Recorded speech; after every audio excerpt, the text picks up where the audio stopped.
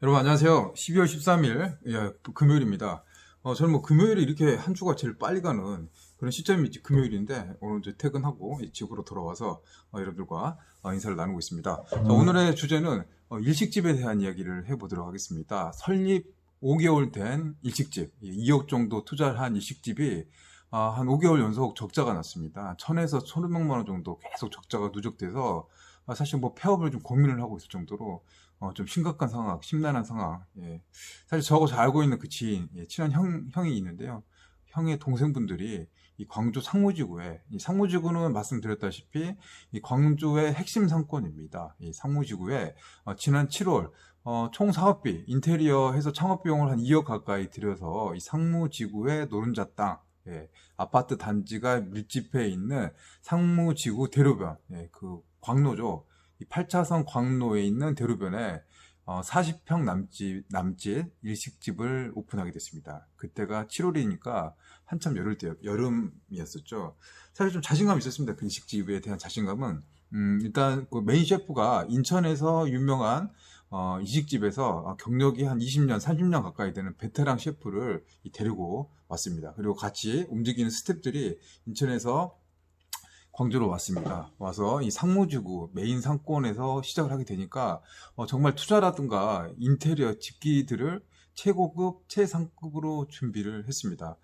상무지구는 광주시청이 있습니다. 광주시청이 있고요. 또 금융, 공공기관, 뭐 법원을 비롯해서 은행이라든가 금융기관이 굉장히 많이 밀집된 곳입니다. 또 교통의 요지죠. 광주에 한 복판이 있어가지고 이 지하철도 관통을 하고 있고 버스 노선들도 다 그쪽으로 지나가기 때문에 거기 유동인구들이 굉장히 많은 지역입니다. 거기에 주택가 상권에 자리를 잡았고 거기는 이제 주차 공간도 많이 있어서 승산이 있겠구나라는 생각으로 뭐 이래저래 다 끌어서 하면은 한 2억 정도, 2억 가까이 이 창업 비용을 들여서 이게 다 새걸로 최신식 기술을 만들어서 오픈했습니다. 오픈 첫 달에는 매출이 한 4천 정도 나왔습니다. 4천. 4천이면은 괜찮았죠. 4천만 원 정도 매출이 나왔어요.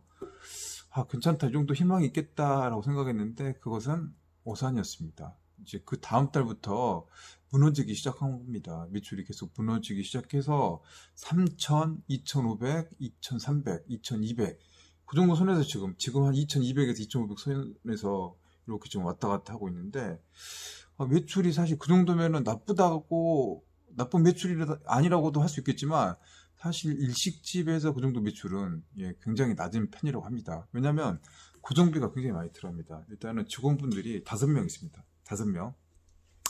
형제가 운영을 하고 있어요. 형제가 운영을 하고 있고 5분 있는데 이 셰프, 주방 보조, 그리고 홀 실장, 홀 직원 이렇게 해서 인건비를 했더니 이 인건비가 한 1,300만 원 정도 나갑니다. 그리고 임대료.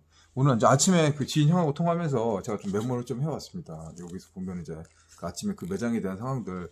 저도 한 2차례 정도 매장 갔었는데 되게 맛이 있어요. 음식도 해도 되게 신선하고 맛도 있고 뭐 튀김이라든가 뭐 그 밖에 서브 메뉴로 나왔던 게 되게 정갈하고 이 정도면 괜찮다라고 싶었을 정도로 괜찮았는데 힘을 못 쓰고 있더라. 그 원인을 살펴봤더니 이 자리는 보증금 6천에 임대료가 무려 400만 원. 그러니까 뭐 부가세, 관리비 하면은 한 450만 원 훌쩍 합니다. 그러니까 인건비가 1200이고 그다음에 임대료가 440이야. 그러면 얼마죠? 그것만 해도 한 1600, 1700에다가 일식집의 원자재 값, 식자재는 좀 매출 코스트가 좀 높잖아요. 한 35% 정도 잡는다고 치고 뭐 이래저래 나가는 비용들 하니까 마이너스가 한 1000만 원에서 1100만 원 가까이 이렇게 계속 나오고 있다는 겁니다. 오픈 7월달 첫 달만 빼놓고 계속 마이너스가 되고 있는 상황. 그래서 사장님이 굉장히 고민이 많이 되고 있는 거예요.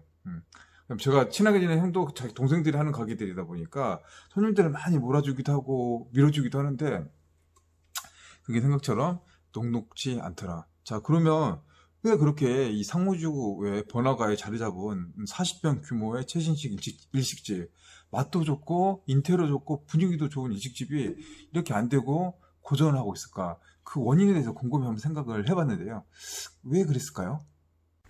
일단 7월달, 8월달 되면서 일본 불매 운동의 그 여파를 빼놓지 않을 수 없습니다.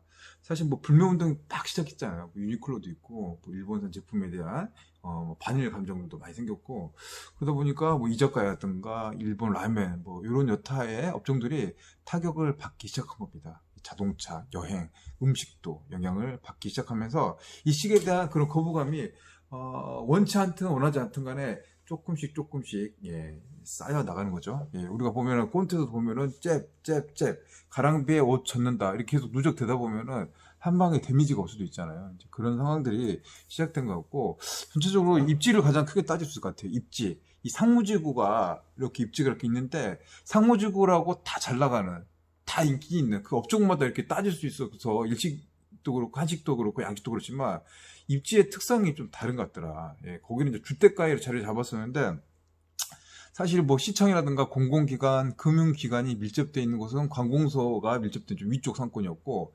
아래쪽은 주택가였어요. 주택가 상권이어서 아파트 주민들이라든가 그런 서민들, 시민들이 뭐 객단가가 2만 원, 3만 원, 예, 뭐 그 정도 하는 좀 고가의 일식을 먹는 거는 좀 거부감이 좀 컸다. 좀 부담감이 됐다. 그렇다고 거기서 뭐 시청이나 여기서 뭐 차를 가지고 오거나 걸어서 도보로 오기에는 조금 거리가 먼 거리. 그래서 그게 좀 크다고 이야기를 하시더라고요. 입지적인 한계를 극복하기가 굉장히 어려웠었다. 주변에서 도와준다고 하지만 이게 이 이동거리라든가 이 거리에 대한 이 제약을 극복하기가 굉장히 어려웠다. 그리고 뭐 전반적인 문제도 다 되겠지만 뭐 주 52시간 근무제가 도입되고 윤창호법이라든가 뭐 김영란법이 도입되면서 우리 전반적으로 음주문화에 대한 그런 시스템들, 회식에 대한 전체적인 트렌드가 다 바꿔지기 시작하면서 저녁에 자리하는 술자리하고 하는 자리자가 전체적으로 줄었다. 일식이란 게 사실 뭐 경기가 좋았을 때, 경제가 잘 나가고 뭐가 이렇게 뭐 건설 경기도 그렇고 뭐 산업 전체적으로 이렇게 잘 나갈 때 사실 개인이 이렇게 가서 이렇게 평소에 그냥 일식집 이렇게 비싼 뭐 1인당 뭐 2만 원, 3만 원, 5만 원, 10만 원짜리 먹기는 되게 부담스럽잖아요. 뭐 특별한 날이라든가 무슨 가족의 뭐 행사라든가 모임, 뭐 생일이라든가 의미 있는 날 가는 게 이제 개인적인 이식집 가는 상황이었고, 나머지 대부분은 비즈니스 차원에서 많이 가는 것 같아요. 저도 이제 신문사에 근무할 때는 뭐 그 공무원들과의 약속, 또 기관과 또 홍보 담당자들과의 미팅을 할 때 일식집에서 주로 만납니다. 왜냐면은 좋잖아요. 이렇게 좀 정갈하고 대화하기도 좋고 분위기도 이렇게 좋고, 일식집은 또 칸이 또 이렇게 쳐진 그런 것들 조용히 이야기할 수 있는 그런 공간들이 좀 많이 있다 보니까 이 지방에서 더 선호를 하는 것 같아요. 그래서 그게 그런 자리들 모임들이 굉장히 많았었다면 지금은 그런 것들이 많이 좀 사라진 것 같다. 그래서 그 일식집이 올해 좀 힘을 못 받고 오픈빨도 제대로 못 받으면서 이렇게 갔다가 좀 꼬꾸라졌던 게 그런 원인이지 않을까 싶습니다. 그래서 굉장히 좀 힘든 상황을 좀 보내고 있다. 경기 분위기 뭐 영향이 뭐 전체적인 영향으로 다 미치잖아요. 뭐 일식 분위기겠습니까? 근데 분위기가 좋고 돈이 좋으면 사실 일식집 가면은 이렇게 서빙 해주는 분들, 뭐 주방장 분들에게도 이렇게 술 한 잔씩 먹잖아요. 다 이렇게 먹으면은 여기다가 뭐 1,000원, 아니 1,000원이래. 뭐 10,000원도 싸줘서 팁으로 이렇게 드리기도 하고 뭐 그런 문화들이 있었는데, 그런 것들도 좀 부담스러운 게 지금의 그런 상황이지 않나, 이제 그런 좀 생각이 들었습니다.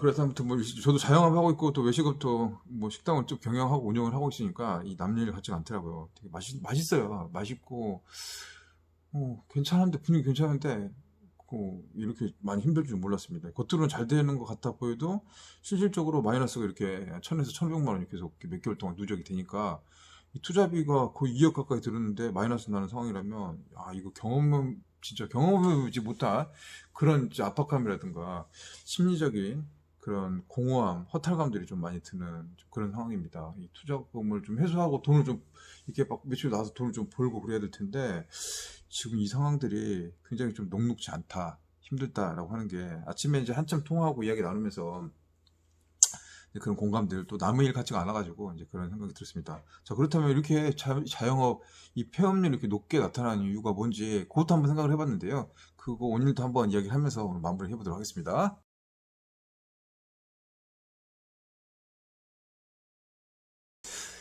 이렇게 이제 매출이 좀 줄어들고 이렇게 힘들어하는 자영업자 많아지면 또 폐업이 또 많이 늘어나잖아요. 그 전까지 상황이고, 제가 산업신문 생활정보지 시장을 분석해서 나타나는 게 아직 폐업을 하지 않았지만, 이제 폐업으로 나가게 되는 과정들이 이제 부동산을 매물로 내놓는 그 숫자들이 갈수록 좀 늘어나고 있는 상황이고, 그게 뭐 매각이 되거나 또 안 되면은 이제 원상복귀죠. 철거를 해야 돼요. 철거하면은 돈 또 들어갑니다. 이 돈 꽤 들어가더라고, 철거하면은. 이거 창업은 오히려 더 쉬운데, 폐업이 더 힘든 것 같아요. 예, 이 폐업하면은 진짜 그래가지고 뭐 많이 손해도 보고 돈도 많이 날려먹고 까먹었었는데 이것도 철거하는데 돈이 뭐 200에서 많게는 한 1000만 원 정도 들어가니까 얼마나 그게 속상합니까. 예. 실제로 그런 일들이 많이 지금 벌어지고 있고요. 이걸 통계로 봤더니 경기 침체가 되고 매출이 줄고, 예, 또 고정비 부담을 견디지 못해서 점포를 철거하는데, 이 철거를 해주는 정부 예산이 있습니다. 이 정부에서 소상공인 시장 진흥공단에서 희망 리턴 패키지라는 사업이 있습니다. 정부가 사업인데 이거 진짜 알아두면 좋을 것 같아요. 이 예산이 한 344억 정도 1년에 책정이 돼 있는데, 그 예산 중에 일부가 자영업이 폐업을 할 때 이 폐업 자금을 지원해 주는 예산을 합니다. 그러니까 내가 가기가 힘들고 어려워서 폐업을 하려고 해요. 이걸 몰랐을 때는 그냥 개인 돈 들이고 이렇게 폐업을 해서 또 피 같은 돈을 또 날리고 또 마음도 상하고 정신적으로도 피폐한 그런 느낌을, 그런 감정을 느끼게 될 텐데요. 이걸 하게 되면은 컨설팅 의뢰를 합니다. 이런 상황에서 경영 진단을 한번 해보고 이틀 동안의 상담을 받아 폐업에 대한 상담을 진행을 합니다. 이 자영업자가 전체가 해당이 돼요. 여기서 문의를 하면 됩니다. 자, 이곳은 어디냐면 소상공인 시장진흥공단이라는 곳입니다. 근데 이게 이제 이렇게 해서 지원을 해서 한 200만 원 범위 내에서 지원을 해주는 겁니다. 돈을 나한테 주진 않아요. 철거업체로 보내주고 거기서 원상복귀를 시키고 이제 결과 보고를 하는 그런 구조로 진행이 되겠죠. 근데 이게 점포 철거 지원 사업을 하는데, 이게 작년에는 636명, 전국에서 636명이 이 같은 뭐 철거 폐업에 대한 지원을 받았습니다. 근데 올해는 이게 무려 5.6배가 늘었습니다. 5배, 6배 가까이 늘었어. 올해 얼마야? 이게 3,556명. 작년에 636명인데 올해는 3,500명이 넘었다는 소리입니다. 그러다 보면 실제로 폐업이 나왔던 것들이 많아지는 거고, 저도 수차례 현장을 돌아봤잖아요. 현장을 돌아보면서 이 폐업이라든가 공실이 나왔던 현장을 봤습니다. 봤는데 실제로 이게 전국 통계도 이렇게 나타나고 있다. 이렇게 이제 뭐 폐업이라든가 공실, 그 리스크들이 많이 나타나고 있습니다. 이 폐업 컨설팅 같은 경우도 7,150명, 올해 10월 달까지니까 더 늘어나겠죠. 이런 수요도 많이 나아지는 거고, 이 폐업한 사람들이 이제 재취업이라든가 재창업을 위해서 재기 교육을 받는, 새롭게 태어나는 재기 교육을 받는 경우도 8,432명 이렇게 많아지고 있습니다. 이렇게 자영업이 폐업을 하게 되면은 이 결과적으로 온 국민의 또 문제가 되는 겁니다. 조세 부담이 늘어나는 겁니다. 자영업이 폐해지고 힘들어지면 전체적으로 이걸 지원해주는 예산도 많아져야 되고, 사회복지라든가 기관망들에 대한 투자도 더 드러난 거죠. 이 세금 낼 사람은 적어지는데 이걸 지원받을 수 있는 것들이 많아지니까 별구적으로 국가의 뭐 수급의 불균형, 예산의 불균형이 나타나니까 결국 안 좋은 방향, 안 좋은 악순환이 이어질 수 있는 그런 상황이고요. 광주 자영업은 다른 지역보다 조금 더 어렵다고 할 수 있는 게, 이 광주 자영업이 이 자영업자의 무덤이라고 할 정도로 이 폐업률이 전국에서 1등입니다. 작년에 12.2%, 거의 울산하고 같이 1등을 했는데 한 8년 동안 거의 압도적으로 1위를 했습니다. 그러니까 조금은 힘든 상황. 이 소상공인 실태 조사를 해봤더니 이 자영업자 10곳 중에서 6곳, 7곳은 생계형입니다. 이걸 통해서 먹고 살아야 돼요. 이걸 통해서 가족의 생계를 지어주는 이 생계형이다 보니까 이렇게 힘겹고 어려운 상황이 되면은 많이 무너지게 되죠. 이 기간이 근본이 흐트러지는 그런 경우들이 많이 나타나고 있습니다. 실제 사례입니다. 오늘 그 일식집에 대한 이야기를 하면서 전체적인 내용들, 또 분석에 대한 이야기를 해드렸으니까요. 여러분 좀 참고하시고, 또 창업을 준비 중이신 분들이 계신다면 다 고민을 해보시고, 진짜 창업하려면 준비도 많이 하시고 신중하게 해서 이런 폐업이라든가 실패의 그 원인을 제거한 다음에 도전하시는 게 좋을 것 같습니다. 자, 오늘 금요일인데 토요일이 됐네요. 벌써 이제 12시가 넘어갔고요. 이제 마치겠습니다. 어제도 좀 늦게까지 라이브 방송 하느라고 또 시청해 주신 분도 계실 텐데요. 조금 이제 피곤하네요. 좀 씻고 이제 자도록 하겠습니다. 자, 여러분, 생존 창업 방송 시청해 주셔서 감사하고요. 이제 주말입니다. 즐거운 주말이니까 주말도 행복하게 보내시기 바랍니다. 여기서 마치겠습니다. 감사합니다.